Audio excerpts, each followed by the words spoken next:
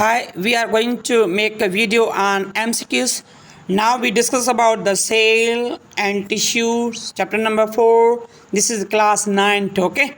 Now we discuss about the MCQs, very familiar and very important for class 9th and for exam, okay? And also important for SPAC, HST or SST or both we are say secondary school teacher. Then we say simply it's also for SS subject specialist, okay? Now we are moving to our MCQ. Okay, see the question. Parent question है असांजो which of these would sell to whether the cell prokaryotic or eukaryotic. Presence or absence of असांखे ख़बर पवंदी आहे असांखे ख़बर पवंदी आहे ही प्रोकैरियोटिक आहे ही यूकैरियोटिक आहे सेल आहे ही सेल आहे सपोज हे बि सेल आहे हिननि में अंदरि हिते न्यूक्लियस हूंदो आहे ही न्यूक्लियर मेम्ब्रेन हूंदी आहे उन खां बाद में हिते हुनजो साइटोप्लाज़म हूंदो आहे ऐं अगरि हिननि में अंदरि वरी न्यूक्लियर मटीरियल हूंदो आहे पर न्यूक्लियर मटीरियल RNA DNA जी थींदो आहे पर इन्हनि जे मथां ही मेम्ब्रेन न हुजे उन मेम्ब्रेन में न हुजे मेम्ब्रेन ऐं प्रेज़न ऐं गैर मौजूदगी प्रेज़न जे करे मेम्ब्रेन जे करे असां छा चवंदा आहियूं हिन खे प्रोकैरियोटिक. अगरि मेम्ब्रेन न आहे तव्हां लिखंदव प्रोकैरियोटिक सेल्स हूंदा आहिनि. अगरि मेम्ब्रेन आहे कहिड़ी मेम्ब्रेन न्यूक्लियस मेम्ब्रेन अगरि न आहे अगरि आहे त तव्हां लिखंदव यूकैरियोटिक अगरि न आहे त तव्हां लिखंदव प्रोकैरियोटिक सेल. ठीकु आहे सिंपल अची वियो. माइक्रोमीटर इन 1 मिलीमीटर केतिरा हूंदा आहिनि 10. Plasma membrane does all except plasma membrane सभिनीनि में आहे हिकिड़े में न हूंदी आहे. Function of recognisation of cell इहो हिननि जो फंक्शन आहे. Which type of material is not compose of plasma membrane. हाणे कहिड़े शयुनि मां जेको सो प्लाज़्मा मेम्ब्रेन न ठहियलु हूंदो आहे. सिंपल ॻाल्हि आहे. ठीकु आहे सिंपल ॻाल्हि आहे. हाणे लिपिड जो ठहियलु हूंदो आहे कार्बोहाइड्रेट ठहियलु जो हूंदो आहे प्रोटीन जो ठहियलु हूंदो आहे DNA जो न ठहियलु हूंदो आहे. ठीकु आहे. Cell wall is found in these organism except cell wall found लभी वेंदी आहे सिर्फ़ु हिकिड़े में न हूंदी आहे एनिमल सेल में न हूंदी आहे. Dash is a major component of cell wall जो मेजर कंपोनेंट कहिड़ो हूंदो आहे असांजो कोलेस्ट्रॉल पर वैसे सेल्यूलोज हुजणु खपे. ठीकु आहे. क्वेश्चन नंबर 7 आहे plant cells have plant cell खे छा हूंदा आहिनि क्लोरोप्लास्ट हूंदा आहिनि ऐं प्लस सेल वॉल बि हूंदी आहे इहा न हूंदा आहिनि. ठीकु आहे. हाणे प्लांट सेल खे छा हूंदो आहे प्लांट सेल में अंदरि सेल वॉल बि थींदी आहे मतिलबु की सेल वॉल बि थींदी आहे क्लोरोप्लास्ट बि हूंदी आहे. ठीकु आहे. उन खां पोइ आहे डैश. ठीकु आहे. हाणे छा लिखियलु आहे सेल सिंपली हाणे असां छा चवंदासीं प्लांट सेल में इहा हूंदी आहे चए थो प्लांट सेल्स हेव हाणे छा हूंदी आहे क्लोरोप्लास्ट बि हूंदी आहे ऐं सेल वॉल बि हूंदो आहे. हिन में चए थो एनिमल सेल में छा न हूंदो आहे एनिमल सेल में छा न हूंदो आहे. हाणे सिंपल ॻाल्हि आहे हाणे एनिमल सेल में अंदरि प्लाज़्मा मेम्ब्रेन आहे उहा एनिमल प्लांट सेल में थींदी आहे प्लाज़्मा मेम्ब्रेन ऐं जेको सेल वॉल एनिमल सेल में थींदी आहे. क्लोरोप्लास्ट इहा हिन में थींदी आहे पर सेल वॉल हिन में न थींदी आहे. माइट्रोकॉन्ड्रिया ॿिन्हिनि में थींदा आहिनि माइट्रोकॉन्ड्रिया हिन में बि थींदो आहे हिन में थींदो आहे पर क्लोरोप्लास्ट एनिमल सेल में न हूंदो आहे. हिन जो जवाबु सही आहे ए. उन खां बाद में आहे dash is type of membrane close structure and eukaryotic cells that contain उन में अंदरि छा हूंदो आहे These contain enclosed structure and eukaryotic cells that have enclosed membrane. Nucleus जी ॻाल्हि कई मां पोइ जीअं न्यूक्लियस जेको अंदरि हूंदो आहे मेम्ब्रेन बाउंडेड हूंदो आहे असां हुनखे न्यूक्लियस चवंदा आहियूं. राइबोसोम्स सिंपली खणी चवंदासीं राइबोसोम्स. ठीकु आहे. हाणे छा चवंदासीं राइबोसोम्स. क्वेश्चन नंबर 9 आहे. ठीकु आहे. क्वेश्चन नंबर असांजो 9 आहे राइबोसोम्स आर कंस्टर्ड इन न्यूक्लाई. ठीकु आहे. उन खां पोइ आहे असांजो rough endoplasm reticulums are area where cell and protein are synthesis rough में प्रोटीन ठही वेंदी आहे. ठीकु आहे.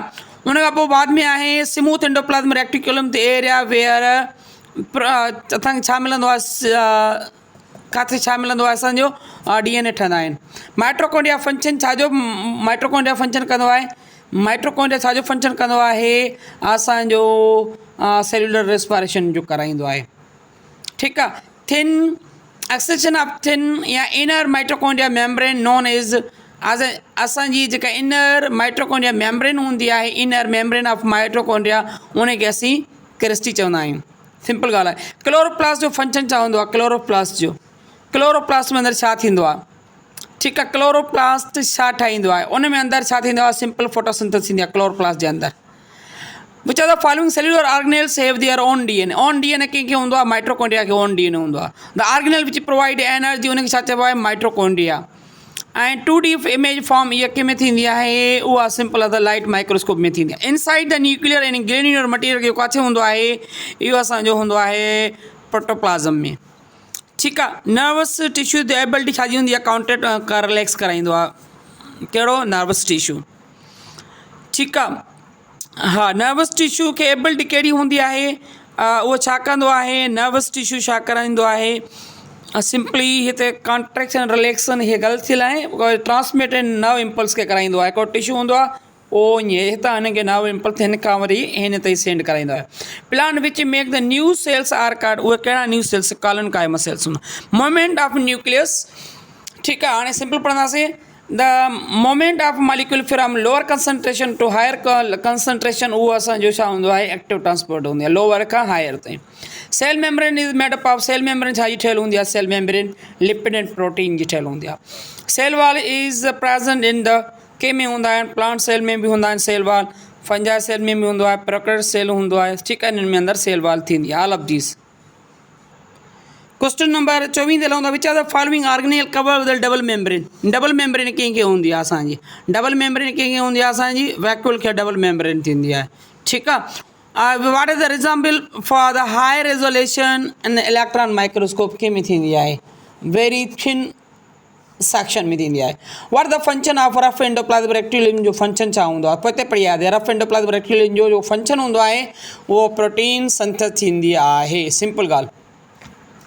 उनखां बाद में which the following fluid mosaic model of membrane structure E protect the lower temperature and the more fluid, जो फंक्शन कंदो आहे। The process the moment in and out, process जो मोमेंट इन एंड आउट कंदो आहे, उनखे छा चइबो आहे, इन एंड आउट चइबो आहे। त उन में छा चवंदा, इन आउट मटीरियल हीअ इन थींदो, आउट थींदो, उन में असां सिंपल छा चवंदासीं, उन में ऑस्मोसिस थींदी आहे, एक्टिव ट्रांसपोर्ट बि थींदी आहे। ठीकु आहे। मतिलबु ऑप्शन असांजो बी सही आहे।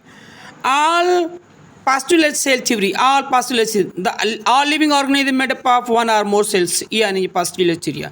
secondary wall made up of शाही ठहियलु हूंदी आहे, पैक्टन एंड सेल्यूलोजी ठहियलु हूंदी आहे। select odd man out, इन्हनि मां माना हिकिड़ो मुख़्तलिफ़ ॿिया साॻा कहिड़ा आहिनि, माना फैसिलेटर डिफ्यूजन ऑस्मोसिस, इहे टई कहिड़ा आहिनि। इन्हनि मां जो डिफरेंट आहे उहे एक्टिव में एनर्जी ज़रूरत हूंदी आहे, हिननि में एनर्जी ज़रूरत न हूंदी आहे। Correct way of function to protein produce from the protein factories, असां वर्किंग चवंदा आहियूं, rough endoplasm reticulum, ribosomes, Golgi body and the lysosome. Cell organelle found in animal cells and help intracellular digestion में help कंदो आहे, उहो lysosomes हूंदा आहिनि। Select the mismatch, इन्हनि मां मिसमैच कहिड़ो आहे, मतिलबु ग़लति कहिड़ो आहे। राइबोसोम्स स्टेरॉइड सिंथेसिस स्टेरॉइड बिल्कुलु बि न, राइबोसोम्स प्रोटीन ठाहींदा आहिनि। Plastid storage of chemical, centriole help in cell division, mitochondria ATP, सभु सही आहिनि। हिननि जो हे ग़लति आहे ऑप्शन। उनखां पोइ सिंपल खणी ईंदा, ईअं चऊं। क्वेश्चन नंबर 36 आहे, रॉबर्ट हुक कंपाउंड माइक्रोस्कोप करे डिस्कवर कंदो आहे। कंपाउंड रॉबर्ट हुक 1605 ईस्वी में। रॉबर्ट ब्राउन डिस्कवर कंदो आहे, न्यूक्लियस खे कराईंदो आहे 1831 में। उनखां पोइ ॿियो क्वेश्चन आहे असांजो, शेल्डन एंड शेवान जर्मन बॉटनिस्ट ऐं शेवान ज़ूलॉजिस्ट, इहे ॿई ज़ूलॉजिस्ट, ही बॉटनिस्ट आहे, ही ज़ूलॉजिस्ट आहे। हिननि सेपरेट कयो, थ्योरी कंहिंजी थ्योरी ॾिनियूं, सेल जी थ्योरी ॾिनियूं आहिनि। रेज़ोल्यूशन जी कैपेसिटी मतिलबु कि सेपरेट कंदो आहे। रेज़ोल्यूशन में शयुनि खे धार परे परे धार करे ॾेखारींदो आहे। मैग्नीफिकेशन में इंक्रीज़, शइ खे वॾो करे ॾेखारींदो आहे परे खां। इलेक्ट्रॉन माइक्रोस्कोप पहिरियां डिस्कवर कई 1935 ईस्वी में। इलेक्ट्रॉन माइक्रोस्कोप बीम यूज़ कंदी आहे इलेक्ट्रॉन जा, सिंपल ॻाल्हि आहे। Structure and function of unit of all living organism जो कहिड़ो कमु हूंदो आहे, उहो पॉजिट्रॉन जो कमु हूंदो आहे। ठीकु आहे। Cell wall is largely made up of, cell wall सेल्यूलोजी ठहियलु हूंदी आहे। सेल वॉल इज़ परमिएबल हूंदी आहे ऐं सेमी परमिएबल असांजो हूंदी आहे सेल मेम्ब्रेन। सेल मेम्ब्रेन छा आहे, सेमी परमिएबल, उहो हींअर चयो मां। Nucleus field with gel like substance हूंदा आहे, असां हुनखे न्यूक्लियोप्लाज़म चवंदा आहियूं। साइटोप्लाज़म में अंदरि फील्ड हूंदी आहे, हुनखे असां साइटोप्लाज़म चवंदा आहियूं। हे न्यूक्लियस आहे त हिनखे nucleoplasm. Chromosomes are present in the nucleus, they are made up of DNA and protein जो ठहियलु हूंदो आहे। Number of chromosomes are particular species in fix हूंदा आहिनि, घटि वधि न थींदा आहिनि। ठीकु आहे। उनखां बाद में असां कयोसीं Golgi complex mainly concerned secretion कराईंदा आहिनि। गोल्जी बॉडी छा कराईंदा आहिनि सीक्रेशन गोल्जी बॉडी छा कराईंदा आहिनि सीक्रेशन माइट्रोकोंड्रिया कंसर्न विद रेस्पिरेशन कंदो आहे माइट्रोकोंड्रिया प्लास्टिड जा घणा टाइप हूंदा आहिनि 3 how many centrioles form a centrosome to present in the animal cell only 3 क़िस्म जा हूंदा आहिनि राइबोसोम्स में छा ठाहींदा आहिनि राइबोसोम्स प्रोटीन ठाहींदा आहिनि ज़ाहिरी ॻाल्हि आहे मेम्ब्रेन सराउंडिंग लार्ज वैक्यूल्स उनखे टोनोप्लास्ट चवंदा ही MCB में बि आयो SMC में आयो मतिलबु कि चांडका मेडिकल में बि आयो हुयो हिकु क्वेश्चन यादि करे छॾियो टोनोप्लास्ट वारो न्यूक्लियस थींदो आहे उनखे ॿाहिरियां मेम्ब्रेन आहे उन ॿाहिरियां मेम्ब्रेन जो नालो छा आहे जेका ॿाहिरियां मेम्ब्रेन आहे उनखे असां टोनोप्लास्ट चवंदा आहियूं prokaryotes do not have membrane bounded organelle उनमें न हूंदा आहिनि meristematic tissue is present in the root and shoot tips में हूंदा आहिनि क्वेश्चन नंबर 60 आहे पेरेंकाइमा छा कर पेरेंकाइमा में कहिड़ी एबिलिटी हूंदी आहे स्टोर द फूड यादि करे छॾिजो ठीकु आहे मैं collenchyma consist of living cells located इहे किथे हूंदा आहिनि लोकेटेड इहे हूंदा आहिनि एपिडर्मिस में ऐं प्लस में सिंपल खणी अचूं ॿी ॻाल्हि इंपॉर्टेंट सिंपल खणी अचूं ऐं क्वेश्चन नंबर 62 आहे sclerenchyma dead cells with lignified the thick with renin हूंदो आहे xylem conduct the water minerals salt from where to leave the roots phloem conduct the food from the किथां कंदो आहे plants parts मां conduct food conduct कंदो आहे food छा कंदो आहे phloem conduct the food phloem conduct the food xylem conduct the water ही to leave all parts of plant छॾींदो आहे इपिथीलियल टाइप ऑफ टिश्यू हूंदो आहे प्रोटेक्टिव हूंदो आहे connective type of tissue support and protect कंदो आहे मसल टिश्यू छा हूंदा आहिनि इहे असांजा छा हूंदा आहिनि सिंपली इलास्टिक हूंदा आहिनि इलास्टिक यानी कि फ्लेक्सिबल चई सघूं था nerve tissue is compose of nerve tissue छा जा हूंदा आहिनि नर्व टिश्यू जेको कंपोज थियल हूंदो आहे न उहो न्यूरॉन ऐं गिलियल सेल जा हूंदा आहिनि वरिशियस टाइप ऑफ टिश्यू फॉर्म में छा ऑर्गन ठाहींदो आहे सिंपल क्वेश्चन आहे टिश्यू मिली करे सेल मिली करे ऑर्गन मिली करे टिश्यू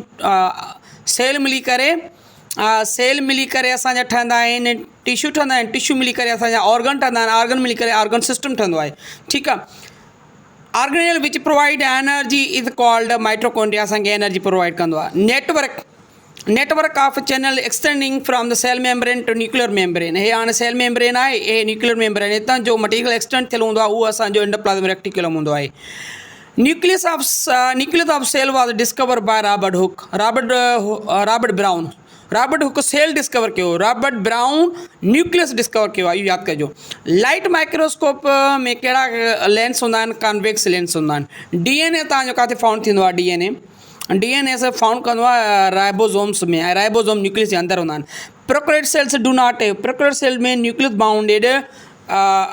बाउंडेड न हूंदो आहे ऑर्गेनेल न आहे ठीकु आहे हीअ असांजी नंढी कोशिशि हुई हाणे मां कोशिशि कयां थो हिन खे जल्दी स्किप कंदो हलां जीअं असां फस्ट इंटर ते हली सघूं हाणे फस्ट इंटर जे दोस्तनि खे घणो इंतज़ारु आहे दोस्त चवनि था सर फस्ट इंटर ते हलो फस्ट इंटर ते हलंदासीं हाणे असांजी SPC टेस्ट बि अनाउंस करे छॾी आहे मोस्ट इंपॉर्टेंट आहे त असांजी फस्ट इंटर खे ग्रिप करे वठूं